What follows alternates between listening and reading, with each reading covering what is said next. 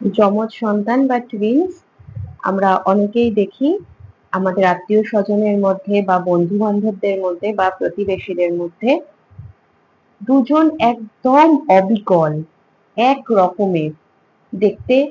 বাবা বা মা অথবা পরিবারের লোকজন ছাড়া হঠাৎ করে কেউ দেখে তাদের আলাদা করা একটু সমস্যাই হয়ে যায়, বোঝাই যায় না।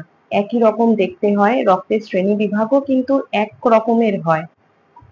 এবং যমজ মেয়ে বা যমজ ছেলে এরকম হয় একই সাথে, মানে দুটি বোন বা দুটি ভাই যারা একরকম দেখতে, এক রক্তের শ্রেণী বিভাগযুক্ত, আর তখন মনে হয় এরকম অবিকল কি করে হলো।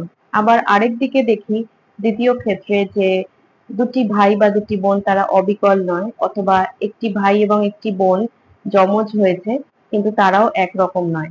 এবার প্রথম ক্ষেত্রের কথা বলি, যেখানে টুইন থাকছে এবং যারা আইডেন্টিক্যাল টুইন, মানে দুটি ছেলে বা দুটি মেয়ে একই সাথে প্রসব হয়েছে মাতৃদেহ থেকে এবং তারা অবিকল একরকম দেখতে, তাদের ক্ষেত্রে কিন্তু মাতৃদেহ থেকে নিঃসৃত ডিম্বাণু শুক্রাণু দ্বারা নিষিক্ত হওয়ার পর ডিম্বাণুটি দ্বিধাবিভক্ত হয়েছে, দুটি ভাগে ভেঙে গেছে এবং তারা দুটি আলাদা ভ্রূণ গঠন করেছে। অর্থাৎ একটি ডিম্বাণু একটি শুক্রাণু দ্বারা নিষিক্ত হওয়ার পর সেখান থেকে যখন আলাদা হয়ে যাচ্ছে তখন একদম আইডেন্টিক্যাল টুইন হচ্ছে, প্রথম ক্ষেত্রের মতো।